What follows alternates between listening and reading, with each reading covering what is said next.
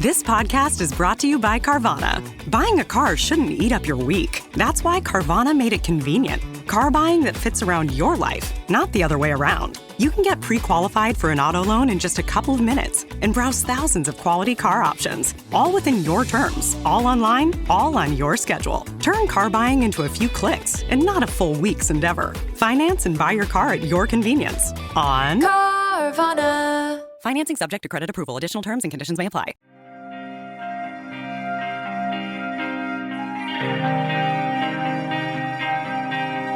Welcome to Ice Link Pad Beast. This is an anime audiobook inspired by an old tale we wrote. The story is revamped and the quality has improved. This audiobook is a product of JATF Productions. Warning, each episode will have music, sound effects, violence, and some inappropriate language. Listener discretion is advised. Now please, enjoy this anime series audiobook.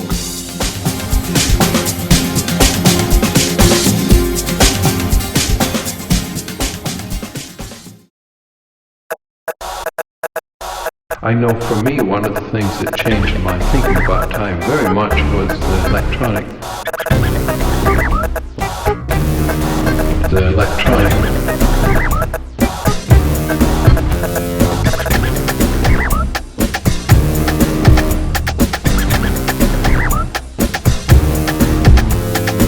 Previously on Ice Link Pad Beast. Good morning, Rook. Mom says she has something for you from Dr. Ape. She said it's important. Did you want something? Oh, hi, honey. Dr. Ape really wanted you to head over to his lab today. He says it's extremely important. I have to run now, but I'll see you later, hon. Dinner is at 7. Bye. Your destination has been completed. Please select auto or manual drive. Manual drive. I'm kind of in a hurry here. After walking through a fenced-off section of the parking lot, I opened the back door and headed inside. Most of the lights were off, and no one seems to be in the building. Not hearing any voices in such a large building drew much concern. This was unsettling. Rook! Are you there? Dr. Ape? Where are you? Before you come here, would you please pick up my LP? It should be on the desk right in front of you. One of my colleagues already sent a location to your LP. Oh, and one more thing. Bring only with you what's important. You're going to be with me for a very long time. Welcome to ICD Main Transport 5. Alright, men. We seal the gate. Rook has arrived. Rook! Yes, this way. There you are. Come. We haven't any time to lose. Glad you were here, Rook. These are exciting times. We've made a huge discovery. Oh, the wonder of it, the life of it, the mystery, the power, the possibilities. Dr. Deer, calm yourself. I need to get this LP to Dr. Ape. Do you know where he is? Oh, yes, my boy. Yes, I know exactly where he is, and take you to him I shall, and blow your mind it will. Now, before you go through the wormhole, I'm supposed to give you this crash course of warp traveling. Warp traveling? But I'm not. It's going to take way too much time. Now comes the grand event. Everyone, launching ICE wormhole. Stand clear. Upon shouting those words, everyone halts what they were doing and instantly rushes behind Dr. Deer. Suddenly, I was sucked into the warp device, yelling my head off. Rook, is that you? A voice calls from behind me. I recognized that voice and quickly spun around, only to match that voice with the face, and smiled. Well, take a look around you. Isn't it amazing? I could only describe this place in one word. Unbelievable.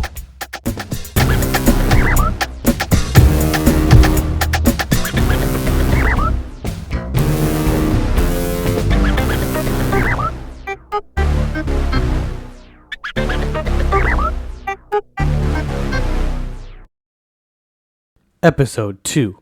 Fighting an Old War. The landscape has hills that are dressed with strange fields of grass, trees, and other strange plantations I have never seen before. There were also strange creatures roaming about, eating and playing along these fields. I couldn't even think about what other creatures were beyond what my eyes can see. It's simply amazing, isn't it, Rook? The doctor stated, admiring the view alongside me with a pleasant smile. I nodded, then faced the doctor and smiled back. There are so many more creatures we have discovered than the ones you see before you. Those that are over there are called Grandos, and those next to them over there are called Sandboars. You see those over there?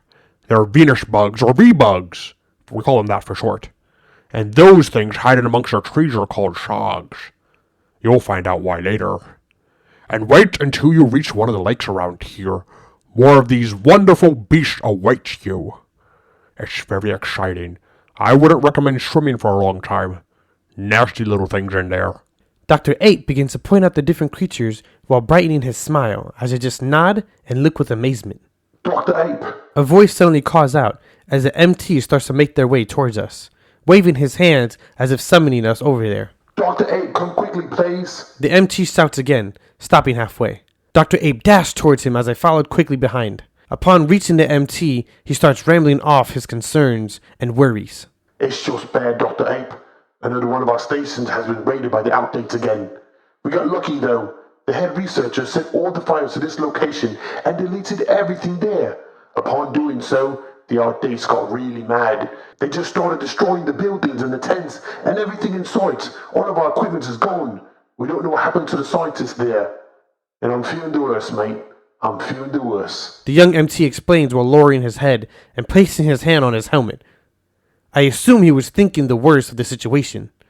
Dr. Ape nods his head and became serious.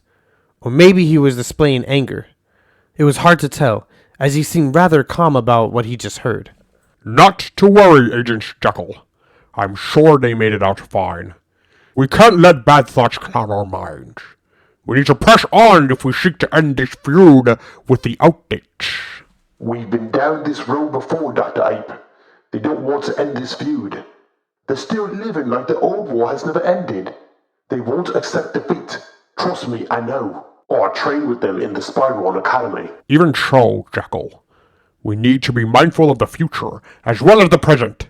The past can give chase all it wants. As long as we stand ahead of it, we'll survive whatever the outdates throw at us. Now, excuse me while I speak with Rook for a moment.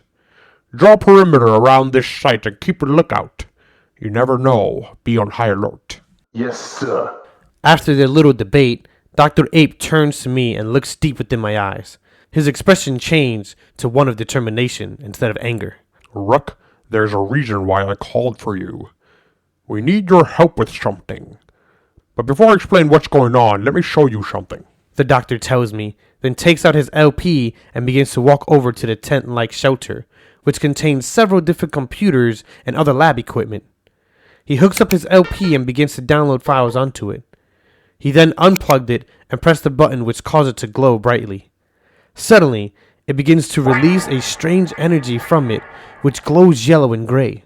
The energy being released starts to take shape right before my eyes. I watched in awe as the different textures morph and shape something very odd. It starts to float above his LP, a very egg-like shape. It started pulsating a weird sound, like sending out a signal. This is an intercool energy orb, or ice orb for short. Every beast you see in this world comes from one of these orbs. The pulsating sound is a way of communicating. It is trying to catch a signal to identify its code. Now, before you go asking a bunch of questions, just take out your LP and point it at the orb. I looked at the doctor with a confused look. He then gestured with a head nod to do as he said. I shrugged and pulled out my LP and faced it towards the floating orb. Instantly, my LP lights up and scans the orb, as if downloading data. Then it chimes as if it finished and displays 3 different looking orbs. I tilted my head and showed the doctor the 3 images. Ah, yes, perfect. I thought this data orb would only at least have 1 beast carrier. Turns out this one has 3. Lucky you. I raised an eyebrow as his words only confused me even more. Once he noticed my confusion, he smirked and pointed to one of the images. Each of those orbs represent a beast you can summon from your LP. Pick one and find out what wonderful creatures you'll be able to use. I paused for a moment as I tried to study them by appearance. Apologies. You can press on them for more information. It will pop up as soon as you select one. He added, to which I smirked as I pressed on the purple one first. A bunch of details about what kind of beast it was overwhelmed me. To be honest, it wasn't that much information. It just didn't make sense to me. Something about a striker class, what type of energy it normally consumes, and other things that just didn't click for me. Without moving on to the next one, I shrugged and looked at the doctor. This one. I'll pick this one. Then call it forward already. Most of us have given them a command release. Your LP will register that command for each LP beast you summon. Try it out. Don't be chicken. I had to admit, this was starting to excite me. I don't know if it was the fact that I was about to summon a creature from my LP, or the fact that a creature that I've never seen before, an alien for that matter, will appear right before my eyes. Either way, I wanted this to sound cool when I did it. So I thought for a moment. I thought long and hard. By the power of Grayskull, come forth! Registering command release. Summoning Chell. Suddenly, the orb was highlighted and glowed for a second. My LP started to match the pulsating hum the floating orb was giving out. Once it matched the same humming noise as a dull-looking orb, it then vanished into digital particles. My LP shines brightly as the orb I selected started to digitally appear. Once completed, it hummed the same sound and matched my LP once more, as if verifying if it was the correct one. Then, they both stopped as the orb dropped to the floor. Before I can speak, it started to morph and take shape as weird, cool blue energy started to wrap around it. This only took a moment as it shaped itself into a beast that seemed unfamiliar to me. Well, at least not the ones the doctor had already pointed out. It stretched a bit and yawned as the blue energy returned inside the creature. My eyes widened with amazement. It was unbelievable. You see, these creatures have massive amount of energy within them, which is why we call them ice, or intercool energy. The energy that we scanned is within all these creatures of this world. We've been trying to understand these beasts and the powers they possess for years now. We've managed to upgrade all our LPs to match the same signal from these creatures. Hence the humming noise to match the creatures to your LP.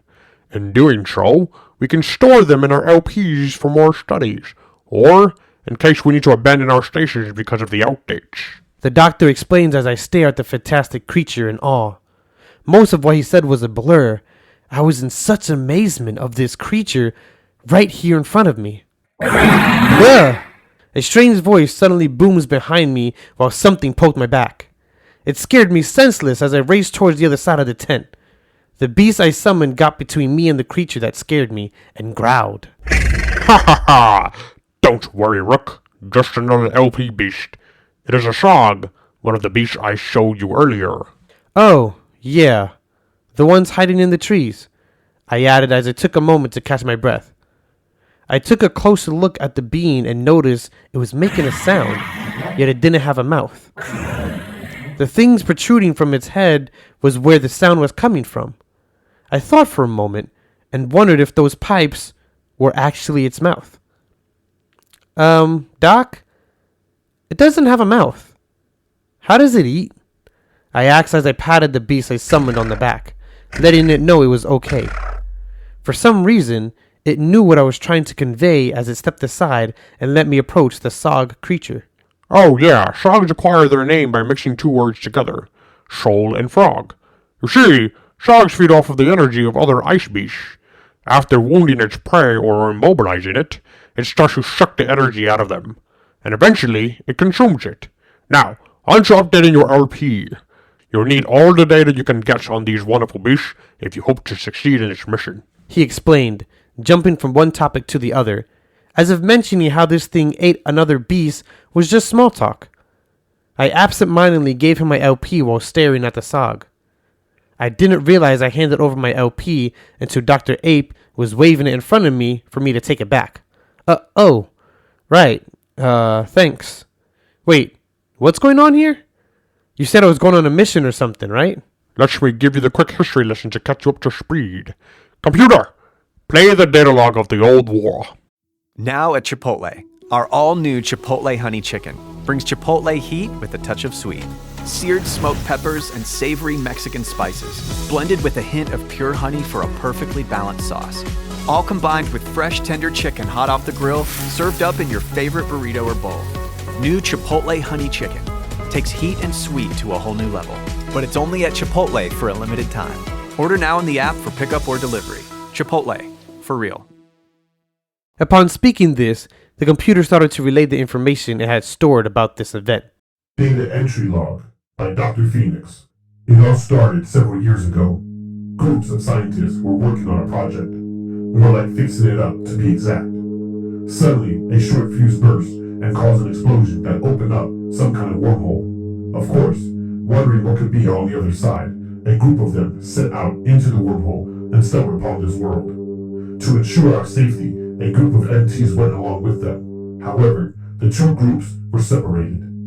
Since there wasn't an immediate response, another group of NTs rushed in out of fear of this wormhole before any more scientists went in. Once the NTs arrived, the first group that had gone in reported that they were safe and had found something amazing. The only problem was that they didn't know how to get back. The NTs on standby refused to listen to any of the scientists and stormed in after the first two groups went in. The NTs soon made their presence known on this strange world and were very hostile toward the ice beast. Each time a group entered, they were sent to a different location. Thus, the NTs believed the worst and started attacking. The beast began fighting back and killing off a good number of NTs. Some local reports made it back to Earth and stirred a panic within the remaining NTs on standby. More NTs were called in, and soon this became a military operation. This went on for a while until the first group of scientists showed up and stopped the bloodshed. They showed the NTs that these beasts can be harnessed and used for more than just fighting through their LPs. Sadly, the scientists were overtaken by emotions and saw how much bloodshed the NTs caused. So, to teach them a lesson, they began to side with the beasts and slaughter the NTs. Thus, the first war began. The war wasn't communicated or advertised to the lab on Earth. The scientists were simply told that everything was okay to allow more researchers to come in and help. The NTs found it strange that the previous NTs that were sent were saying the same thing, word for word. So they sent newer NTs to protect the scientists that went through. As more scientists came through with NTs and equipment, they managed to ground the arrival points of where they would end up when going through the wormhole. They began their studies and started to learn about the ice beasts and their powers. Along with the inner energy within them, the scientists shared their information with the NTs since they seemed to also take a liking to these creatures. But on the other side, in our world, on Earth, a tyrant that has eluded prison for decades had other plans. He didn't care about these creatures, but only in the power that they possessed. So he did what any power-hungry leader would do. He stole our technology using double agents and started to build his own wormhole device. He brought in some scientists and even bribed some of ours to work for him instead of Spyro.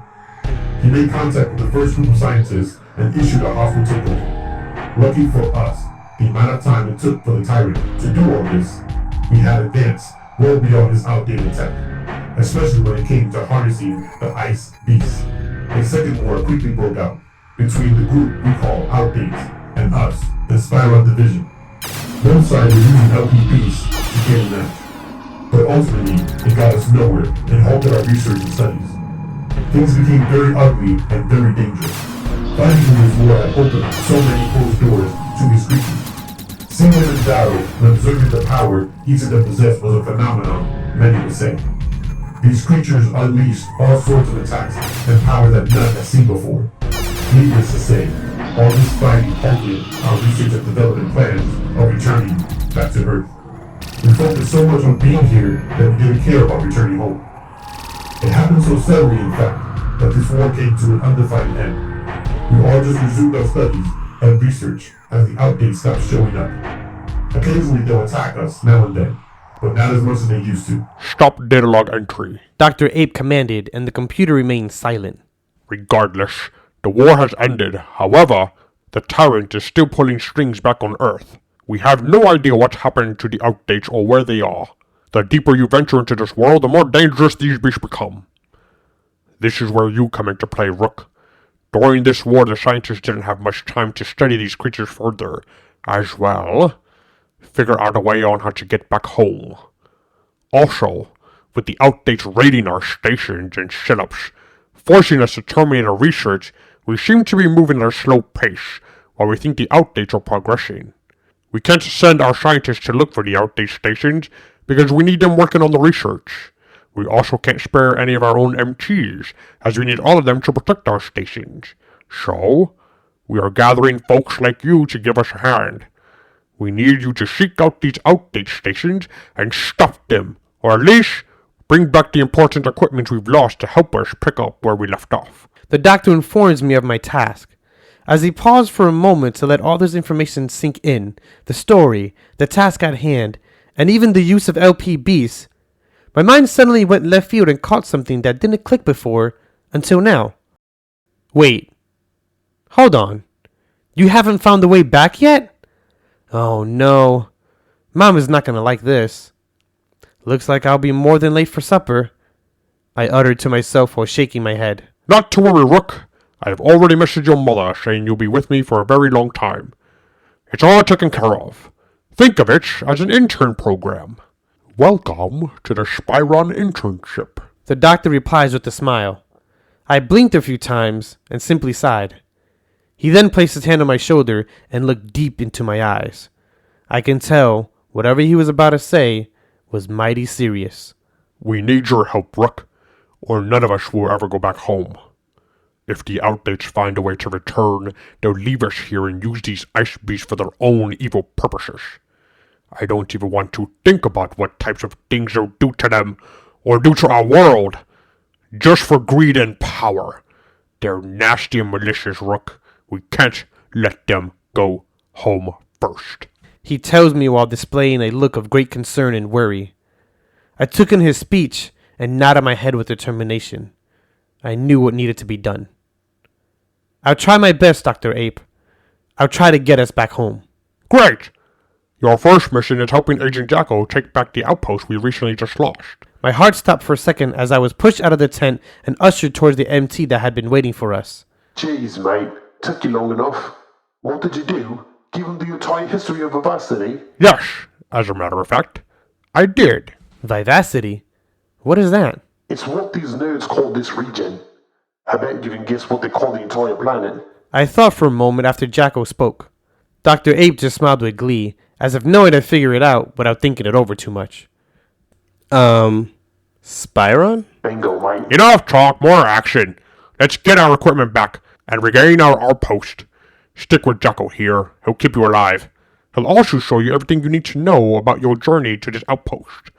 Good luck out there, Rook, and Godspeed. And just like that, I'd become a part of something vastly bigger than myself. I was now an intern and an agent for Spyron Incorporated. It didn't bother me that my life changed so quickly like this. What bothered me was that everyone was treating this like it was normal. I mean, I'm sure I wasn't the first person to be sent off into the unknown, taking down bad guys and being the hero of their own story. Either way, I was here. I was stuck here, to be exact. The only hope I had of returning home was finding these outdates and getting the equipment back that was stolen. It seems like a long shot, and a lot of combat encounters with military-trained personnel. I'm sure there had to be an edge here, an advantage over these guys that Dr. Ape and Jacko forgot to tell me. Otherwise, my hero adventure will end before it even started.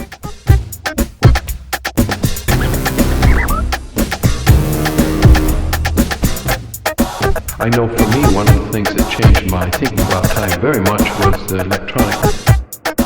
electronic. Episode 2 concluded. To follow us on social media, check the description below. To find our database of the LP Beasts, be sure to check our Discord, JATF Pro. Once again, thank you for listening, and enjoy the next episode.